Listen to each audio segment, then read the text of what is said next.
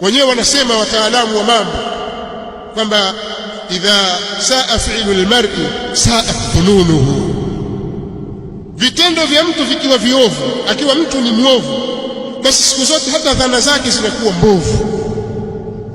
Mtu mwizi anaona kwamba watu wote wezi tu, haiwezekani. Kuiba itawezekana vipi watu waibi bwana? Hakuna mtu ambaye haibi. Yani yeye katika fikra yake kwamba watu wote ni wezi kama yeye. Muongo hivyo hivyo.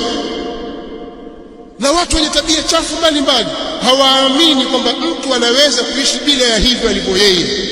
Mchawi hivyo hivyo. Mtu ambaye ana tabia kwenda kwa waganga wa kienyeji na kuroga watu na kutafuta hivi na vile, kwambia haiwezekani. Wewe utaishi hivi? Ule pia na mganga wake.